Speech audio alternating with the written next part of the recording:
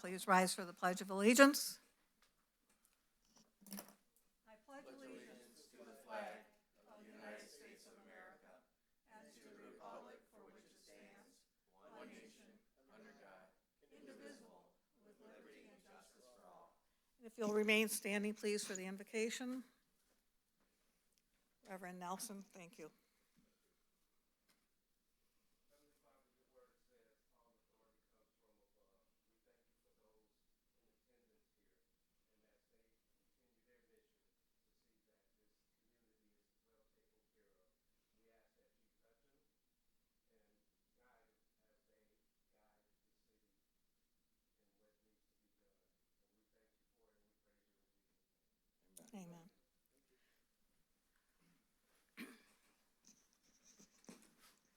Amen. Before we take the roll, I would like to ask for a moment of silence for Officer Mohammed Saeed, who was killed in the line of duty on Sunday. Very unfortunate. Should never have happened.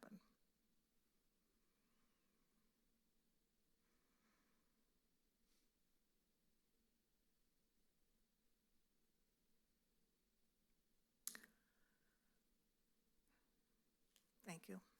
Michael, if you'll take the roll, please. Thank you, Madam Mayor. Councilman Lloyd. Here. Councilman Schlack. Present. Councilman Barr has asked to be excused. Councilman Marcos. Here. Councilman Valerius. Here. And Pro Tem Nick. Here. And Treasurer Estheimer. And Mayor McLeod. Here. We have a quorum, Madam Mayor. Thank you. May I have a motion to approve tonight's agenda? Motion, Mayor. Motion by Mr. Schlack. Second. Second by Mr. Valerius. Any changes? Hearing none, all in favor say aye. Aye. Opposed? The agenda is approved. May I have a motion to approve the minutes from the regular meeting of July 9th? Motion. Motion by Mr. Marcos. Second. Second by Ms. Nick. Any corrections? Hearing none, all in favor say aye. Aye. Opposed?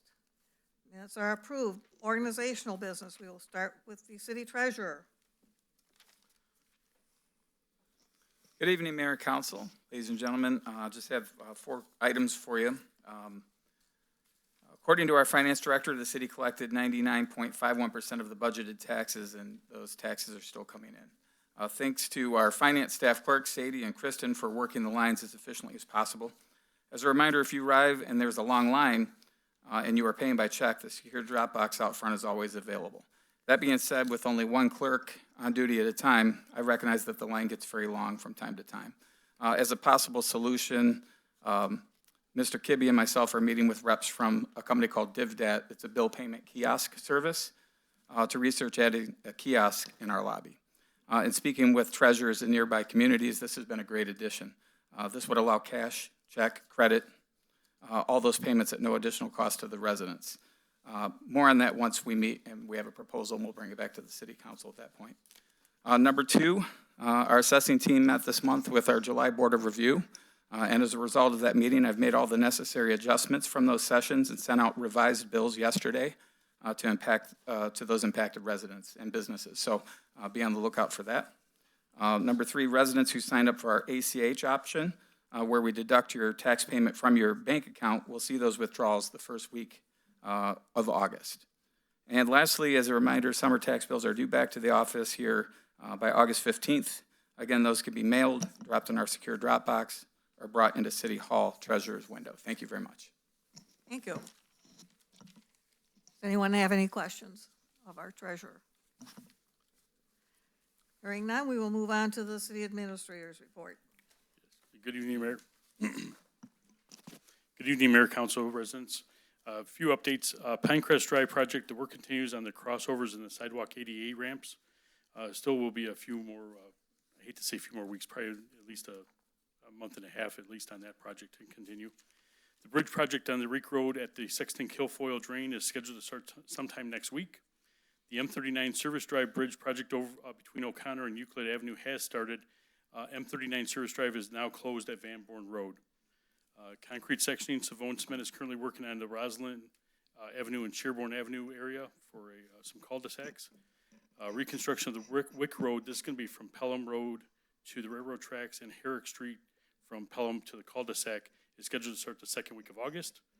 Police accreditation assessment is scheduled for August 14th and 15th. The work at Cunningham Park is nearly complete with just mulch and restoration remaining. If you head over there, the color scheme that we went back with, or shouldn't we went back with, Rob Kyle, Parks and Rec went back with, is red, white, and blue. And it would definitely give you the remembrance of the old rocket ship that was there for many years ago. I hate to say that I may have played on that when I was a kid. Joe, did you play on that? I certainly did. Joe played on it as well, so I don't feel. So did I. Oh, we all did. Okay, there we go. Awesome. We don't, there's statute of limitations now, so we're good. And then if you, this one came in this morning from Tom, so blame DPS for this one. If you've been using Goddard Road to try to avoid the construction on Allen Road between North Line and Eureka, and using Goddard to head over maybe to Dix, Toledo, or so forth, Wayne County is going to resurface that section of Allen Road now, or of Goddard Road. So Goddard Road between Allen and Old Goddard will be starting Thursday, and it'll go through middle of next week. Deb posted this up on the Facebook page with all the details of what lanes are going to be closed and so forth. The tentative work schedule is Thursday, July 25th, Friday, July 26th, and then also Monday, July 29th, and Tuesday, July 30th. That's the schedule, weather permitting.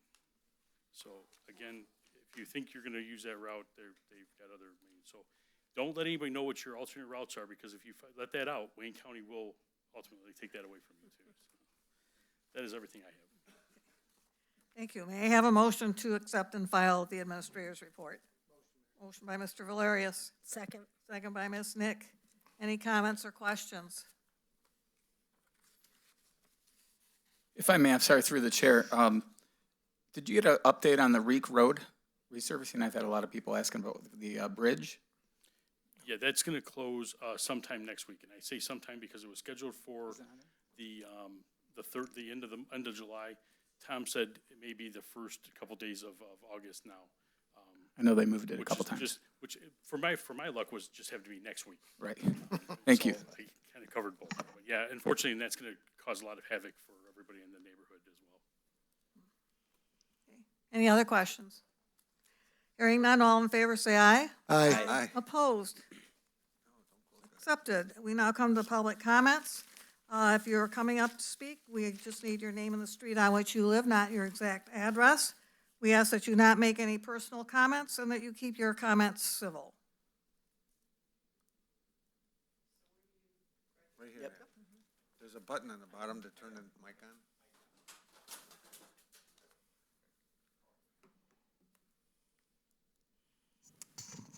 You want name, address, and what No, else? just the name and the street on which you live. Oh, Please don't give us.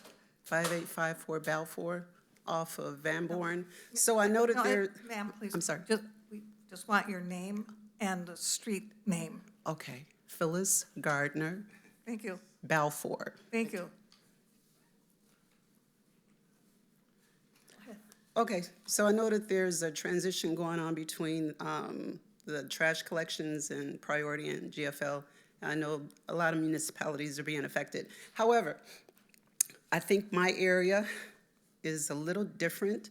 The last 4 streets in Allen Park off of Van Born, consistently, since I've lived there for 7 years, I'd say on average, 2 to 3 times a year, there's a missed trash collection. It's almost like trash collection is on Friday. It's almost like they get to quitting time and decide these last 4 streets, oh, we'll just get them next week. Never collected on Saturday, or maybe the trucks are full and they just decide not to come back. So like I said, I know that there's a transition, but there's a special situation, in my opinion, for those 4 one-block streets off of Van Born. Thank you.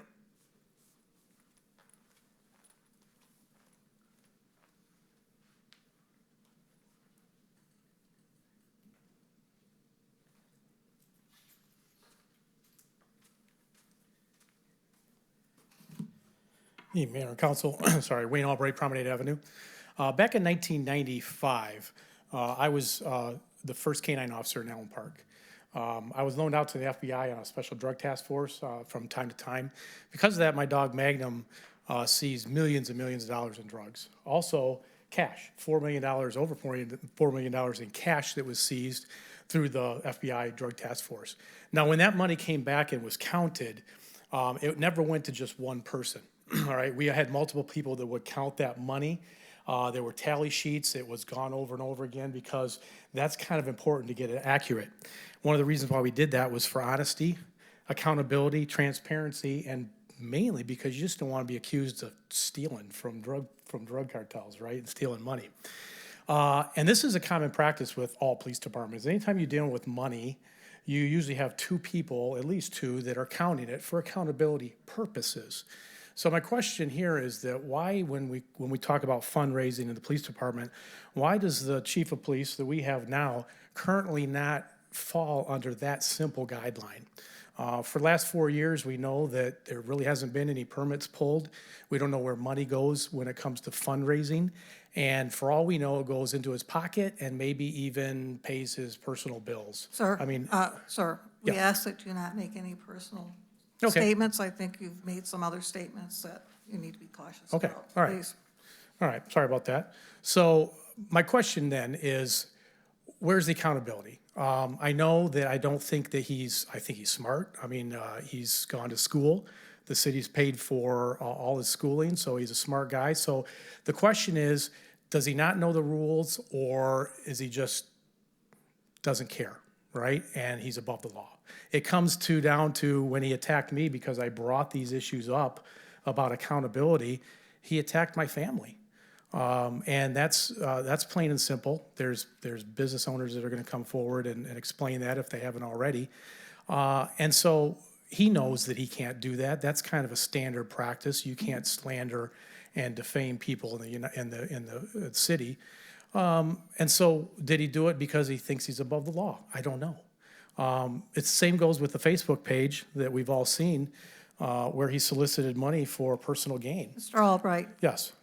I believe that you've already made these statements, and I think that we're getting into territory you should not be getting into. I believe you've also filed something with the clerk's office, so. I have. I'm just making, because it's been quite a while, and I haven't heard anything, so I'm just wanting to make sure that we're all on the same page. I'm just making statements that I can make that are factual, that I should be able to make as a resident, I think. So I guess the question then is, what's to be done, right? There's people in the police department that are questioning what's going to happen next. They've seen this going on. They know the turmoil that's going on in the police department.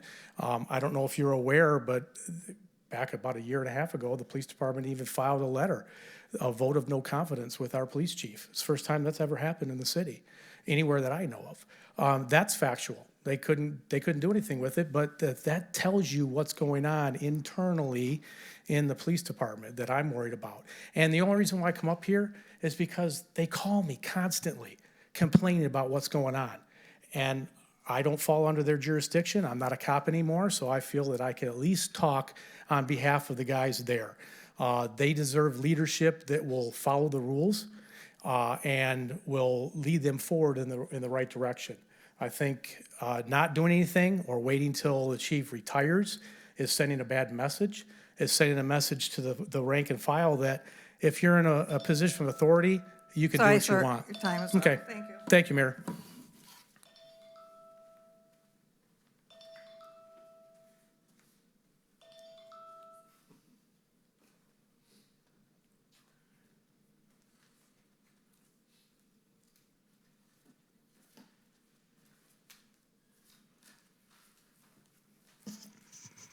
Charles Blood, Champaign, switching directions.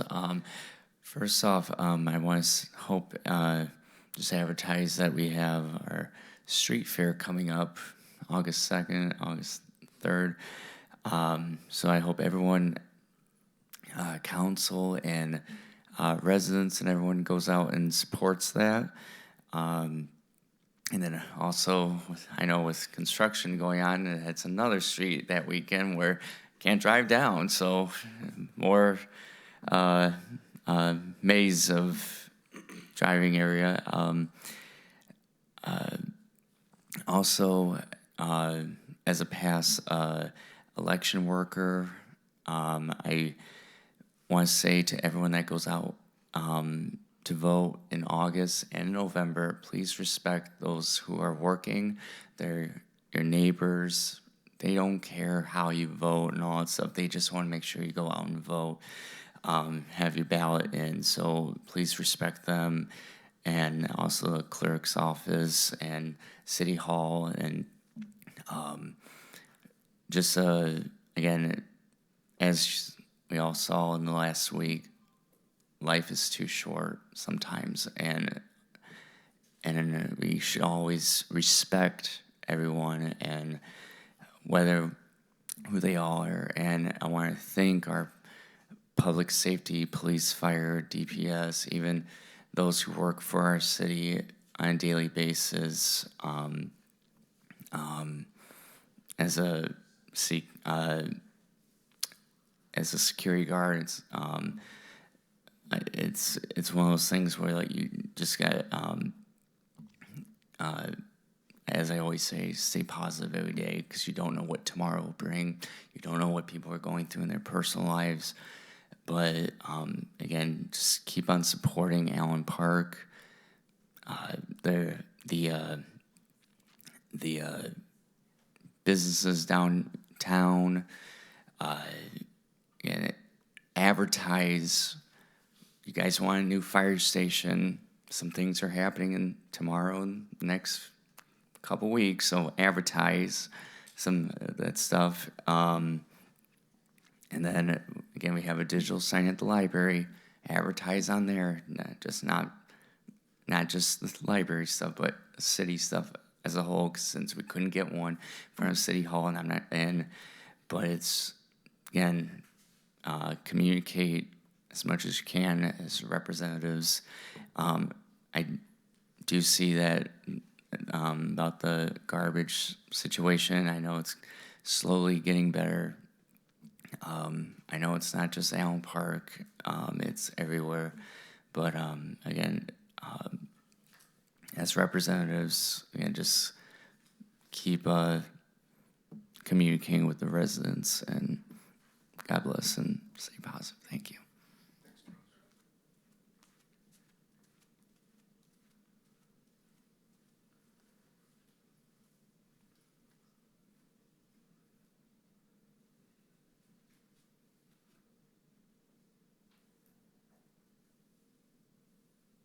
No one else is coming forward. We'll close the public comments and move on to the consent agenda, which this evening consists of claims and accounts and payroll report. May I have a motion?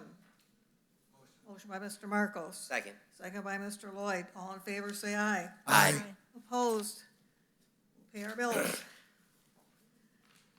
Moving on to resolutions. Resolution 1 is to waive the city bid process because there's no economic advantage, as we recently did Champaign Park Fields, and approve the quote from DuraEdge to renovate the ball fields at Brand and Church Teller Parks in the amount of $57,742 with funds from the appropriate account. May I have a motion? Motion. Motion by Mr. Marcos, Second. supported by Mr. Schlack. Someone wants to come up and explain?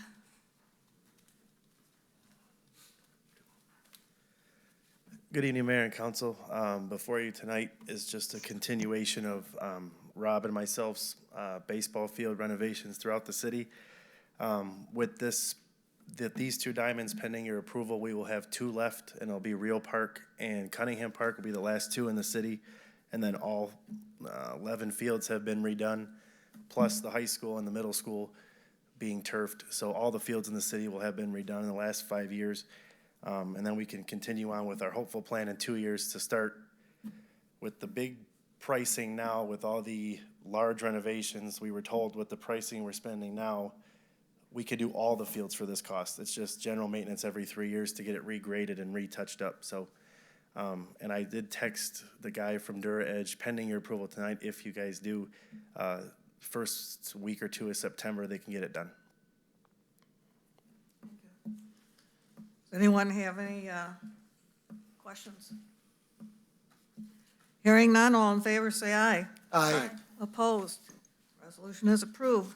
Resolution 2 is to approve the professional services contract with Plant Moran Government Accounting Professionals to provide temporary accounting assistance and assist the city with audit preparation and other allowable financial aspects related to the finance department at the hourly rates provided in the July 18th, 2024 engagement letter. Motion, please.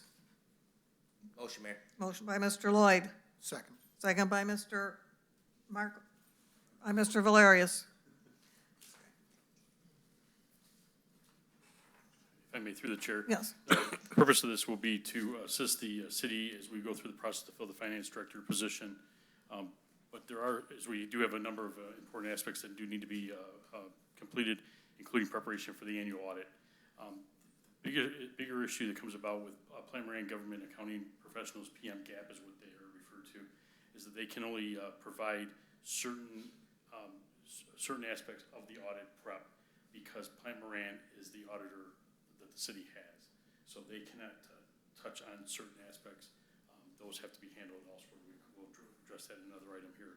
But they'll still be able to help fulfill some of those daily operations in a part-time basis. The question was asked earlier, how many hours? I would say somewhere in the range of 2 to 3 days on average, 24, 25 hours per week, depending on how many days they're utilized. Does anyone have any further questions? If I may, through the chair, do you want to add, there was some discussion to have this revisited? Yeah, Revisit at the I time of completely transition of the new forgot when we were doing them at the beginning I about wasn't the. sure if it was both the Plant Moran or the Yeah, third. we could add them to both, Okay, the wording.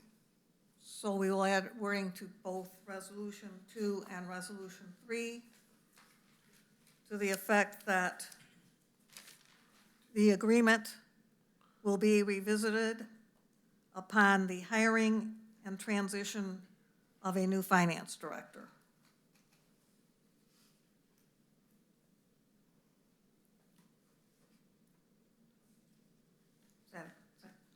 Correct. Are there any further questions or comments? Hearing none, all in favor say aye. Aye. Opposed? Resolution is passed. Resolution 3, to approve a professional services agreement with Amanda Wirtz at a rate of $70 per hour to assist the city with audit preparation and various financial aspects related to the finance department. Motion, please.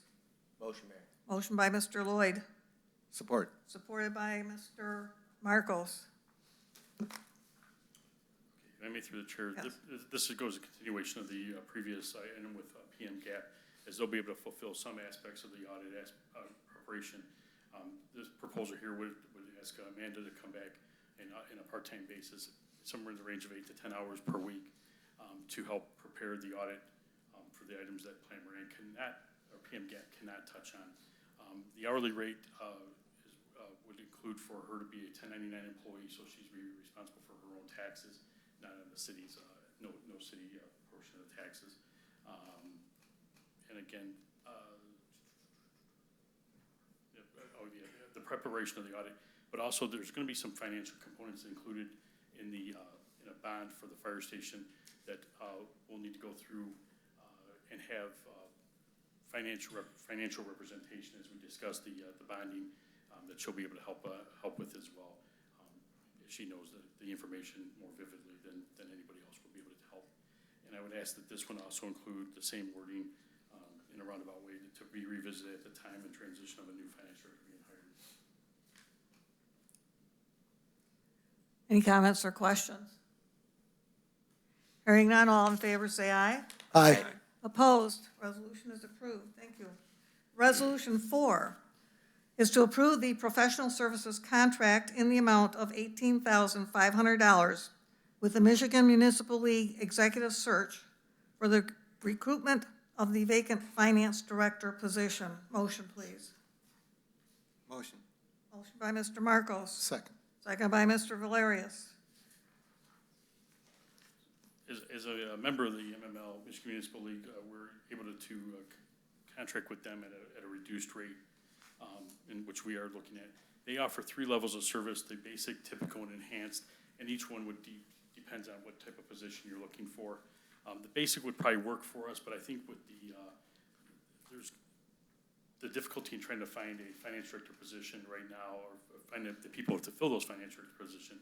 I think we need to go to that middle level. It's going to be a little bit more robust, and in a way that they're going to seek out the people. Maybe they're not even they're going to be looking at people that aren't even applying, that may be out there, that maybe they're aware that are interested in seeking other employment as well. So the $18,500 is the cost for that typical. That's what they call it. I have to put typical in quotations because it's usually they have a name for it, like a basic, a mid, or an enhanced, but this is typical. So just to go through, they've also provided, if the council does approve this tonight, that the recruiter will be Patsy Moore, and I've included her bio at the bottom of the page. She is retired out of the city of Kalamazoo with 26 years of service, coming in as deputy city manager of operations. She's also worked for the city of Saginaw for over 12 years in finance and budgeting, and after retirement, Patsy served as the interim deputy county administrator of Kalamazoo County Internal Services. So it seems like she has a pretty good broad oversight of different aspects of the position. She has a bachelor's degree from Albany State University in Albany, Georgia. Thank you. Are there any questions? Comments? Hearing none, all in favor say aye. Aye. Opposed? Thank you. Resolution is approved. We will now move to council comments, and this evening we will start with Mr. Schlack. Thank you, Mayor. I want to start out by saying my heart goes out to the Melvindale community and for Officer Mohammed Saeed. What happened was a tragedy that should have never happened. I definitely want to extend well wishes and everything to that community and his family and all police officers that serve everywhere. In other news, I definitely want to remind everyone that everyone on this dais is well aware of the trash issues and that we are all citizens and are impacted by it. It's unfortunate. It's a situation that we're all facing. I'm asking everyone to please be patient, but please be alert and check Facebook, check the webpage, and know that we are doing as much as we can. We're making a priority to keep track of priority.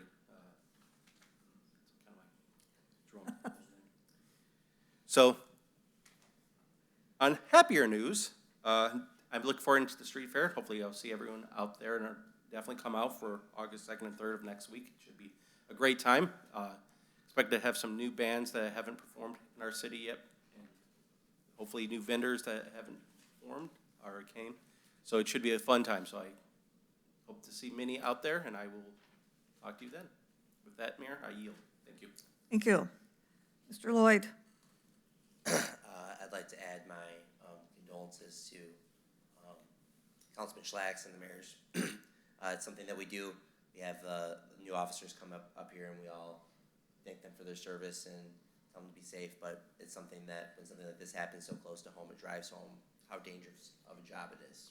So they're in our thoughts. Ms. Gardner, my mom's actually your neighbor. She lives on Robinson, so she's just a couple blocks down from you. So she had the exact same problem. I was helping her after she didn't have her garbage picked up the first week. I was taking it in the bags and hauling it out to the road for her.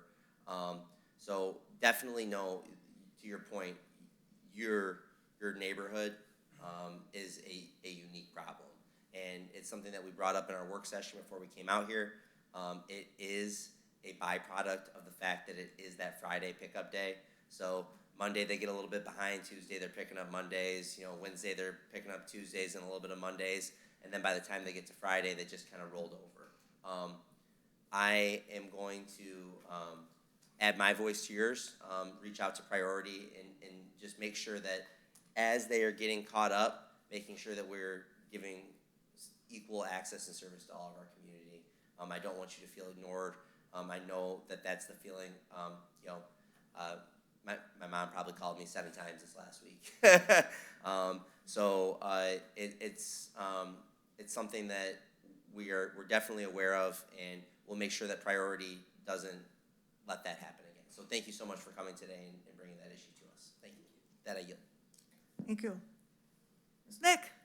Yes, my thoughts and prayers also go out to the Melvindale officer, Mohammed. I work with somebody who knows him very closely, and he's described as a very energetic in high school. That's what he always wanted to be. That was his dream, to become a police officer. He was the type of person that if you were having a bad day, down in the dumps, he was there to cheer you up. So he was very energetic and very happy gentleman. And he wanted to come back to Melvindale and help the students and the kids in his city. So my condolences go out to him and his family and his friends. I'd like to congratulate the firefighter, Trent Olson. This is his 1-year work anniversary, and I like the video. I don't know if that's something typical the firemen do, is where they stand the fire truck and all the water dumps on their heads, but I saw he was initiated that way. So, yep. Also through the street fair, August 2nd and 3rd, it's going to be from 10 a.m. in the morning to 11 at night with the bands. So also on August 7th, there's going to be music in the street. It's a kids concert, and it'll be at the Parks and Recs from 5:30 to 7. So let's see everybody out there. And then I do have to give a shout out to the men working on Pinecrest. I live on Pinecrest right in the middle, and they have been very friendly. Even when us residents go to work, they'll be sitting on their trucks or something, and they'll be waving to us, say good morning. So as we walk to our cars. But they've been a really good crew and helping with anything that we need, answering any questions that we have. So I have to give a shout out to them. I know it's a nuisance, but they have been very friendly about it. Also, too, when you leave today or any residents coming up to City Hall, please look in the showcase that's over there, that the Historical Commission. It actually has a resident, Larry Wright. He was a cartoonist, very popular cartoonist, and some of his artwork is in there in some of the books. So I know the Historical wants to start rotating and putting different people that were in Allen Park. I never knew until we were going through all the things in the Historical House, and we found a box about Larry Wright, and didn't know he was an Allen Park resident. So if you get a chance, please come look at the showcase for that. And I think that is all. Thank you very much, and have a good night. Thank you. Mr. Valerius? Thank you. Ms. Gardner, again, kind of reiterating my fellow council members. I live in Melknap area, down by Thunderbolt Lanes. It's a Friday pickup as well. My neighbor, Councilman Schlack, could attest to, we waited a week and a half for anything to get picked up, trash, recyclables, or compost. So it's, again, I tried to make rhyme or reason behind how they were doing it and how they were picking up in neighborhoods that they were missing and keying on, because you had some people posting, hey, it's been business as usual in my neighborhood, Monday pickup, So, again, it's a situation that, I basically went on Priority's link and I filed a claim ticket every single day. Whether that was overkill or not, every day past my pickup day, I just filed a claim ticket. And they look like they revamped their link a little bit because it appeared different in the last couple times. Of course, my first 2 or 3, I didn't get any response, but then I actually did get response on the final couple saying that they did get the ticket and are aware. So again, people are saying, city's making excuses. It's not really excuses, it's just the fact about the current situation. So, again, I feel your pain as well. It's not something that people like having out on our street. I took my dog for a walk, and I can honestly say I was verbally accosted by 3 residents who basically were like, what the MF is going on and what the MF are you doing about it? Because they happen to know that I had a sign on my lawn when I was running for city council. It almost was to the point where I wasn't going to walk my dog because I didn't feel like getting verbally accosted by residents. But it's part of what we do. It's part of our job. So, one thing before I get into the not so good part of what I'm going to say tonight is I did contact Mr. Mizzi. I forget when that was, Mike, but he introduced in his comments that there was a contest that the state of Michigan was doing to revamp the stickers for the I voted stickers. And I passed that information on to my graphics teacher at Woodhaven High School, and she basically made it a final exam project for her students. It was their final exam project. They had to design 3 stickers and submit them.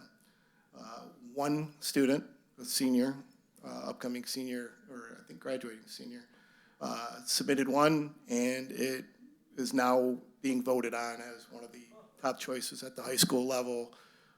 So there is a link. I posted it on my link. I'll probably go ahead and post it again. That allows you to go. They have like 3 different categories. There's like a grade school, middle school, and high school level. But it's a pretty cool design, if I say so myself. He did a really good job on it. So I just wanted to give kudos not only to Mike for putting that out there, but again, it was awesome that she used it as a method to basically make it part of their final exam. So, getting into what's been mentioned prior, over the last 2 to 3 weeks, again, you know, I've responded to and read so many endless number of social media postings and replied to emails dealing with trash and recycling. I've also followed and responded to accusations and postings against city employees. I understand this is part of the political culture that I truly despise. It's that same political culture that we see on the news every day. I'm sorry if you've been inconvenienced by the priority GFO waste management acquisition and that your trash and recyclables and compost sat for an extended period not picked up. I'm also sorry that you believe that political corruption runs rapid through the city of Allen Park.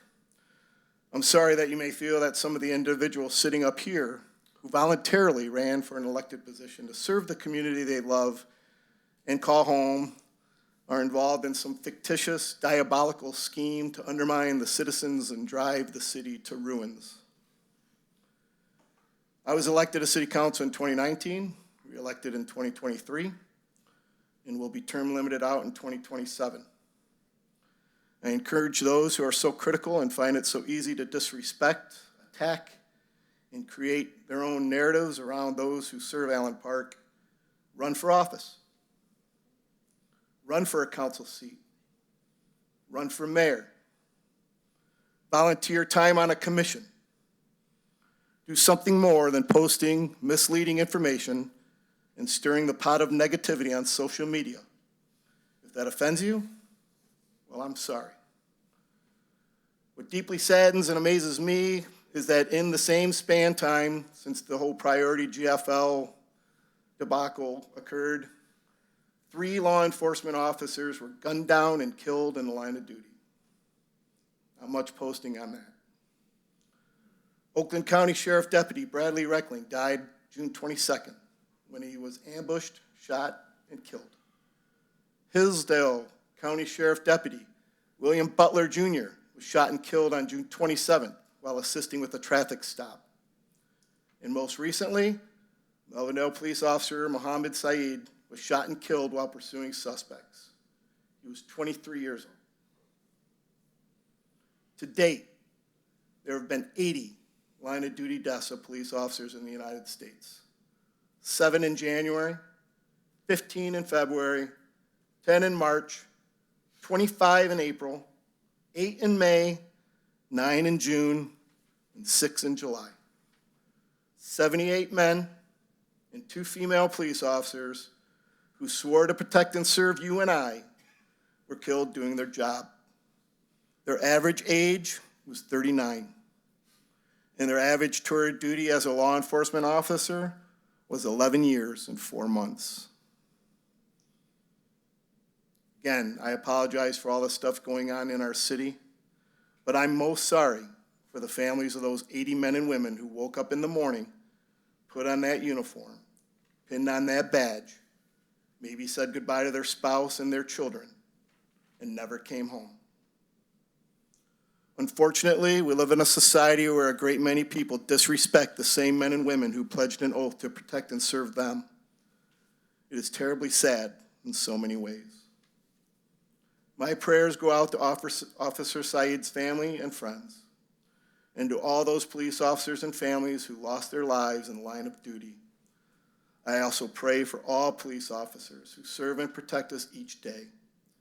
I pray that they come home safe and sound at the end of their shift, and that those who are blind to the dedication, service, and sacrifice that police officers make open their eyes and see. Thank you. Good night, and I yield. Thank you. Mr. Marcos. Thank you, Matt. That's, everything you said is absolutely correct. Those officers that died in the line of duty, protecting us. And as for the trash, I believe, based on what you say in the social media, that they think we're the only city that has this problem. There's 700,000 people affected, homes affected by this. So everybody's got to bear with it. Everybody. We're all here. We're all in it. Other than that, I don't have a whole lot to say. The street fair, August 2nd and 3rd. Please come, attend, enjoy it. Enjoy the city. Look at the parks, what the Parks and Recs guys are doing out there with the ball fields. You got to see them. They're beautiful. Everybody's working hard, trying to keep things going. So, and they're doing a great job. So we appreciate it. Other than that, today is National Vanilla Ice Cream Day, and it's Gorgeous Grandma Day. So with that, I thank you all for coming. Appreciate your responses and your help and your comments. And good night. See you in the next 2 weeks. Thank you. Mr. Estheimer. Thank you, Madam Mayor. I join with council members and the mayor in my condolences for Officer Saeed. Growing up on the north side, like a few of our other council members here, I went to and graduated from Melvindale, so it hit especially close to home for me. Knew many people that knew Officer Saeed, so our prayers to he and his family. The only other thing I wanted to mention that everybody else has already spoke about is the street fair. We'll see you there. I'm the treasurer for the street fair, so I'll be there both days, pretty much all day, both days. So I will see you there. That's it. Good night. Thank you. Mr. Mizzi. Thank you, Mayor. I just want to remind everybody the August 6th primary is coming up. We do have 9-day voting starting in this council chambers. We're going to get everything out of here, set everything up, and we'll have the 9-day voting starting July 27th until August 4th, and that is regular business hours, 8:30 to 4:30. So you could come on in, get your ballot, vote it, and put it through a machine just like you would on election day. So it's a wonderful thing. I hope people start utilizing it. There's a lot more availability. We're almost at a point where you don't, the only reason you didn't vote is because you didn't want to. Because we still have absentee ballots available. And then I'm an old style guy. I go out on August 6th from 7 a.m. to 8 p.m. sharp. The polls are open, all our normal precincts. But instead of listening to me ramble, I truly encourage every single voter to go to michigan.gov/vote. Okay, that has every tool that will get you where you vote, how you vote. It's just, there's nothing I could put out that can compare to the video instructions. So michigan.gov/vote. So just remember that. And other than that, everything's been said. Thank you all for coming out. God bless you and good night. Thank you. I'll start with some of the lighter stuff first. I do hope that Matt posts that again about the student I voted design, because I went to the site and I made my way through it, the various steps, and it is the best design, I think. So I hope, from what I looked at, it's the best design. With the regard to the trash, I think that that's kind of tapering off, and I think that as they get more equipment repaired, that they will get back on track. I will tell you this, that they are taking this quite seriously. When we have problem areas that have been brought to our attention, we let them know about it, and they have been very, very responsive. The fact that we are down to 2 companies that service Southeast Michigan, Priority and Waste Management, let you know that we have very limited options. But in spite of that, Priority has reached out, has been very responsive to the DPS director and myself, and in fact, we're keeping us apprised of the status of collections this entire weekend. And when one was brought to my attention late Sunday afternoon on a cul-de-sac, group of cul-de-sacs off of Pinecrest, they took care of that on Sunday. So they have been working 7 days a week. And again, once the equipment gets up and running the way it should, they become more familiar with the routes and perhaps don't have to deal with a lot of road construction, which I'm sure also has some issues, that hopefully things will improve. As Matt pointed out, their on-site ticket has improved, and I did make a call myself the other day to make contact with someone, and the hold time was minimal. So I think that's an improvement over what everyone has encountered. But again, I think things will iron out and we will see an improvement. Excuse me. I know that we mentioned here that we have an accreditation group coming in to the police department on August 14th and 15th. This is something that the chief has been working on extremely hard since he took office, and I think it is going to be a terrific reflection on our police department.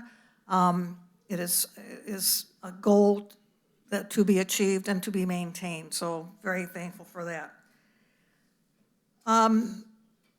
Very thankful for Matthew's comments about the fallen officers. Did not know the young man. If you watched the newscast or the video of the police chief who knew him since he was a high school soccer player, it's quite moving. The fact that he'd only been an officer for almost a year is a tragedy.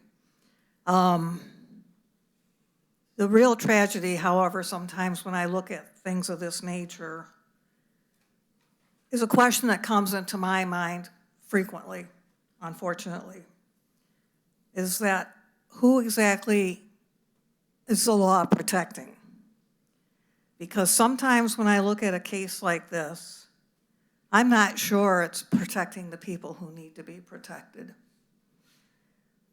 The man who committed the crime was released from prison on June 24th, not even 1 month before he committed this crime. And if I look at the state records that I pulled up, it doesn't appear that he had any parole. And yet he was convicted of resisting a police officer and carjacking. Oddly enough, the sentence for the carjacking maximum was greater than for resisting the police officer. There was also a charge for concealed weapon that apparently was plea bargained. This should never have happened. He should not have been released, and we should not have lost a fine young man.